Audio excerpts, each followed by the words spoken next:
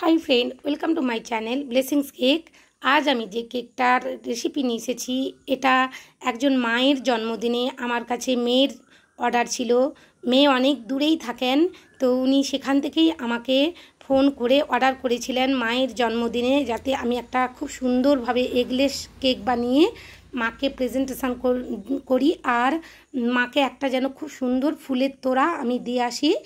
আর উনি আমাকে অনেকগুলো পিক পাঠিয়েছিলেন ওনাদের সেলিব্রেশনের, তো ভিডিও পাঠিয়েছিলেন। আমি কিছু এই ভিডিও শেষে শেয়ার করেছি, আপনারা প্লিজ ভিডিওটা স্কিপ না করে দেখবেন। আর যদি ভালো লেগে থাকে আমার এই রেসিপি আর ভিডিও, প্লিজ আমার এই চ্যানেলটা সাবস্ক্রাইব করবার অনুরোধ জানালাম বন্ধুরা। আর সবাই দেখুন আমি কিভাবে বানালাম। প্রথমে আমি এই এগলেস কেকটা বানানোর জন্য এখানে বাটার নিয়ে নিয়েছি। সমস্ত কিছু রুম টেম্পারেচারে নিতে হবে, আর সমস্ত কিছু পরিমাণ আমি ডেসক্রিপশান বক্সে দিয়ে দেব। বাটার ভালোভাবে একটা হ্যান্ড উইক্স দিয়ে মিশিয়ে নিচ্ছি। আমার যে সমস্ত বন্ধুদের কাছে কোনো রকমের ইলেকট্রিক হ্যান্ড বিটার নেই, তারা অনায়াসেই এই রেসিপিটা ট্রাই করতে পারেন। দেখুন এখানে আমি চিনি একটা মিক্সি জারের মধ্যে গুঁড়ো করে নিয়েছি। ভালোভাবে চিনি আর বাটারটা আমি মিশিয়ে নেব। খুব ভালোভাবে মিশিয়ে নিয়েছি। এরপরে আমি যে মিল্কটা নিয়েছিলাম, লিকুইড মিল্ক, সেটা দিয়ে দিলাম। এখানে যেন চিনির এতটুকু দানা না থাকে সেটা লক্ষ্য রাখতে হবে। এই পর্যায়ে একটু ভালোভাবেই বাটার, চিনি আর এই দুধটা ভালোভাবে মিশিয়ে নিতে হবে। চিনির দানা থাকলে কেকটা আপনার কিছুতেই ফুলবে না। দেখুন ভালোভাবে আমি চিনিটা যে দিয়েছিলাম সেটা খুব ভালোভাবে মেল্ট করে নিচ্ছি বাটার আর দুধের সাথে। একটু সময় নিয়েই করতে হবে বন্ধুরা। এরপর আমি সমস্ত দইটা দিয়ে দিলাম। দই দিয়ে ভালোভাবে একটা হ্যান্ড উইক্স দিয়ে মিশিয়ে নিতে হবে। সমস্ত ওয়েট ইনগ্রিডিয়েন্টস খুব ভালোভাবে মিশিয়ে নিতে হবে। এই পর্যায়ে আমার খুব ভালোভাবে মিশে গেছে। এরপর আমি এখানে এসেন্স দিয়ে দেব। এটা পাইনঅ্যাপেল ফ্লেভারের উপর অর্ডার ছিল, তাই আমি পাইনঅ্যাপেল এসেন্স দিয়ে দিচ্ছি। এখানে একটু ভ্যানিলা এসেন্সও দিয়ে দিচ্ছি। এইভাবে যদি কেক বানান, কেকটা খেতে খুবই সুন্দর হয় বন্ধুরা, একবার বানাবেন বাড়িতে।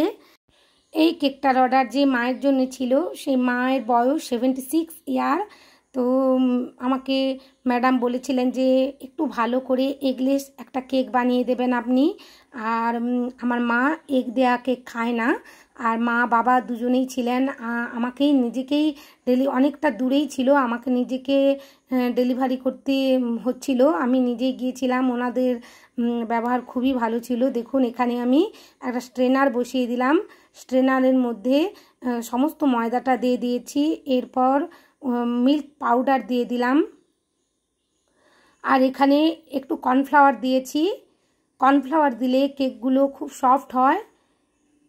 ভালোভাবে আমি সমস্ত উপকরণগুলো চেলে নিচ্ছি। অবশ্যই চেলে নিতে হবে শুকনো উপকরণগুলো। এখানে বেকিং পাউডার দিয়ে দেব 1 টিস্পুন, আর হাফ টিস্পুন দিয়ে দেব বেকিং সোডা। খুব ভালোভাবে আমি চেলে নিয়ে মিশিয়ে নেব। সমস্ত উপকরণ ভালোভাবে মিশিয়ে নিতে হবে যাতে এতটুকু না দানা থাকে। দেখুন ভালোভাবে আমি চেলে নিয়েছি, আর খুব সুন্দরভাবে একটা হ্যান্ড উইক্স দিয়ে মিশিয়ে নিচ্ছি। এটা আপনারা টি টাইম কেক হিসেবেও নিতে পারেন, কোনো অসুবিধে নেই। কেক স্পঞ্জের সাথে সাথে এটা টি টাইম কেক হিসেবেও নেওয়া যেতে পারে। এতে ফ্রুটি বা কাজু বাদাম দিয়ে খেতে অসাধারণ হয়। একবার অবশ্যই বাড়িতে ট্রাই করবেন। আমার এই রেসিপিটা ভালো লাগলে আমার চ্যানেলটা সাবস্ক্রাইব করবার অনুরোধ জানালাম বন্ধুরা। আর লাইক শেয়ার কমেন্ট করতে ভুলবেন না। আপনাদের লাইক শেয়ার কমেন্ট আমাকে আরও নতুন নতুন কাজ আনতে উৎসাহ দেয়। আর থ্যাংক ইউ বন্ধুরা, আমার সাথে আছেন আপনারা আর আমাকে সাপোর্ট করছেন। অনেক ধন্যবাদ আপনাদের। আর এখানে দেখুন আমি আগে থেকেই মোল্ডটা রেডি করে রেখেছিলাম। একটা 7 ইঞ্চির মোল্ড আর একটা 5 ইঞ্চির মোল্ড। ব্যাটারটা খুব ভালোভাবে এখানে ঢেলে নিতে হবে, আর একটু ট্যাপ করেও নেব। আগে থেকেই অবশ্যই এই মোল্ডগুলো রেডি করে রেখে দিতে হবে। ব্যাটার মাখানোর পর করলে অনেকটা সময় চলে যাবে। আর দেখুন খুব সুন্দরভাবে ট্যাপ করে আমি বেক করে নিয়ে এসেছি। আজ এই বড় কেকটারই আমি দেখাবো ভিডিও কিভাবে আমি ডেকোরেশন করেছি, কিভাবে লেয়ার কাট করেছি, সমস্ত কিছুটাই ভিডিওর মধ্যে দেখিয়েছি। ধীরে ধীরে আমার যে সমস্ত বিগিনার বন্ধুরা কেক শিখতে চাইছেন অবশ্যই আমার এই ভিডিওটা দেখে অনায়াসেই কেক বানাতে পারবেন। এরপর আমি উপরের যে একটু অংশটা সেটা তুলে নেব, ব্রেড নাইফ দিয়ে ভালোভাবে কেটে নেব সমান করে। এরপর 3টে লেয়ারে ভাগ করে নেব কেকটা। খুব সুন্দর নরম স্পঞ্জি কেক হয়েছে। 3টে লেয়ারে আমি ভাগ করে নিচ্ছি।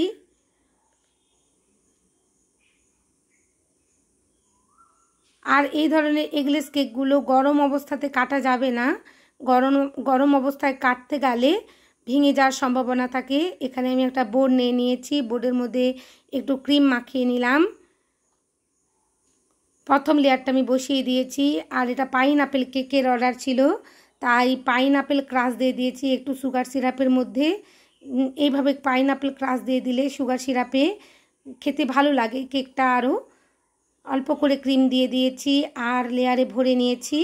আর এখানে পাইনঅ্যাপেল ক্রাশ দিয়ে দেব, ভালোভাবে লেয়ারে বিছিয়ে নেব একটা প্যালেট নাইফ দিয়ে। এরপর দ্বিতীয় লেয়ারটা বসিয়ে দিয়েছি, ভালোভাবে সোপ করে নেব সুগার সিরাপ দিয়ে। একই রকমভাবে ক্রিম দিয়ে দিচ্ছি আর লেয়ারে আমি পাইনঅ্যাপেল ক্রাশও দিয়ে দেব।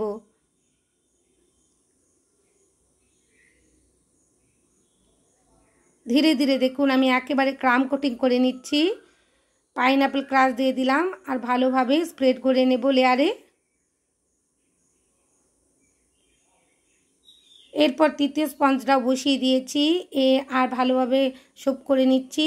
অবশ্যই সোপ করে নেবেন বন্ধুরা। এগলেস কেকগুলোর ক্ষেত্রে বিশেষভাবে ফ্রিজে রাখার পর কেকটা ড্রাই হয়ে যাওয়ার সম্ভাবনা থাকে আর ক্রিম ময়েশ্চার টেনে নেয় সমস্তটা, তাই অবশ্যই একটু ভালোভাবে সোপ করে নিতে হবে। আর ক্রাম কোটিং করে অবশ্যই 15 থেকে 20 মিনিট ফ্রিজের মধ্যে রেখে দিলে কম ক্রিমে খুব সহজে কম সময়ে একটা ফিনিশিং আনা যায় কেকের মধ্যে। দেখুন আমি ক্রাম কোটিং করে নিচ্ছি খুব সুন্দরভাবে। এরপর আমি ফ্রিজের মধ্যে 15 থেকে 20 মিনিট রেখে দেব। আর বোর্ডটা অবশ্যই ক্লিন করে নিতে হবে। আর অল্প অল্প করে ক্রিম দিয়ে আমি ফিনিশিং করব, বেশি ক্রিম দেব না, কারণ ওনারা দুজনেই বয়স্ক মানুষ ছিলেন যাদের জন্য এই অর্ডারটা ছিল। আর উনি বলেছিলেন যে একটু ভালোভাবে যত্ন করে করে দেবেন। আমি প্রতিটা কেকই যত্ন করে করি বন্ধুরা। কাস্টমার আমার কাছে সন্তানের মতন, আমি আমার কেকটাকেও আমার সন্তানের মতন ভাবি, কারণ একজন মা চায় যে তার সন্তান যেন পারফরম্যান্স ভালো করে সব জায়গায়। তো আমিও কেক বানাতে বানাতে ভাবি আমার কেকটা যেখানে যাবে সেটা যেন খুব ভালো পারফরম্যান্স করতে পারে। প্রত্যেকটা কাজেই চ্যালেঞ্জ থাকে আর আমি সবসময় মন থেকেই চাই যে আমি যে জিনিসটা করব প্রত্যেকটা হোম বেকারই চায়, আমি কেন প্রত্যেকটা হোম বেকারই চায় তার কাজ যেন খুব সুন্দর হয় আর খুব ভালোভাবে কাস্টমার বা বাড়ির সবাই যেন খুবই পছন্দ করে। আমরা যখন যে কাজটা করি সেটা মন দিয়েই করার চেষ্টা করি।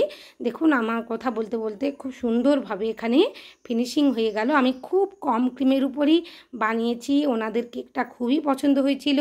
উনি কয়েকটা ছবিও পাঠিয়েছিলেন আমাকে। এই যে স্ক্র্যাপারটা, এটা আমি কলকাতা কিছু জিনিস কিনতে গিয়েছিলাম কেকেরই, তো আমি স্ক্র্যাপারটা দেখেছিলাম দোকানে, সেখান থেকেই আমি কিনে এনেছি। আর আমি নাম জানি না, আমি শুধু দেখেছিলাম যে এগুলো ছিল সাজানো, তো আমি এটা পছন্দ হয়েছিল কিনে এনেছি।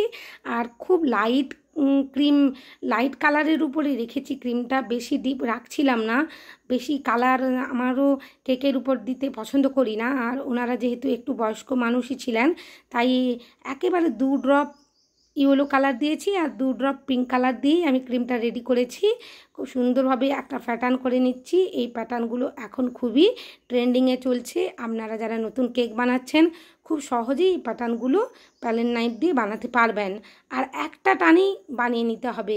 দেখুন এখানে আমি একটা স্কিওয়ার দিয়ে রোজ করে নেব, রোজগুলো দিয়ে চারিদিকে আমি ছড়িয়ে দেব। ক্যামেরাটা আমি ঠিক বুঝতে পারছিলাম না কোন অ্যাঙ্গেলে আছে, কারণ একাকেই আমাকে ভিডিওগুলো বানাতে হয়, তাই একটু দেখতে হয়তো অসুবিধে হচ্ছে, আমার হাতটা গার্ড হয়ে গেছে, তবে একটু বুঝে নেবেন বন্ধুরা। দেখুন ধীরে ধীরে আমি কিভাবে রোজের পাপড়িগুলো করে নিচ্ছি খুব ভালোভাবে।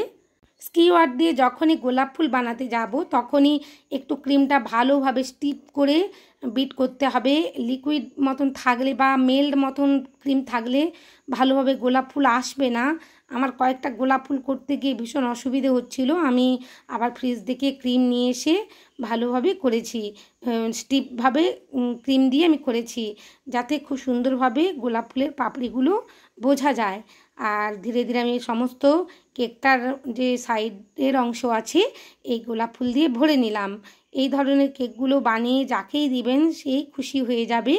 আর এখানে আমি যে 46 নোজেল আছে তার মধ্যে ইয়েলো কালারের ক্রিম ভরে নিয়েছি, আর একটা করে ডিজাইন দিয়ে এলাম।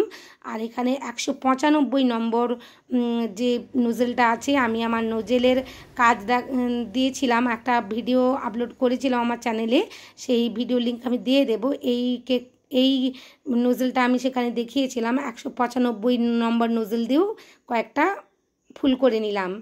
আর একটু একটু করে ছেড়ে আমি স্টার নোজেল দিয়ে নিচের বর্ডারেও একটা বর্ডার করে দিচ্ছি।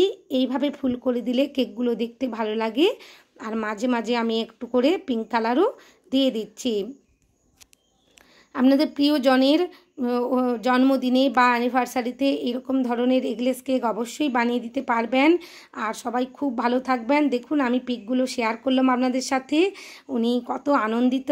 আর ওনার ভাই সম্ভবত মনে হচ্ছে উনি বলছেন দিদি জন্মদিন 75 থেকে 76 বছরে পড়লেন, আর খুব খুশি ওনারা। আর যে ম্যাডাম আমাকে কেকটার অর্ডার দিয়েছিলেন উনি তো খুবই খুশি হয়েছিলেন, আপ্লুত। উনি বলেছেন বাড়ি এলে আমার সাথে দেখা করবেন। আর দেখুন এখানে আমি কীভাবে সাজিয়েছে ফুল দিয়ে। আর সবাই খুব ভালো থাকুন। আর দেখুন ফুলের তলাটাও আমি দেখিয়ে দিচ্ছি উনি যে গিফট করেছিলেন। অনেক ধন্যবাদ বন্ধুরা আমার ভিডিও দেখার জন্য।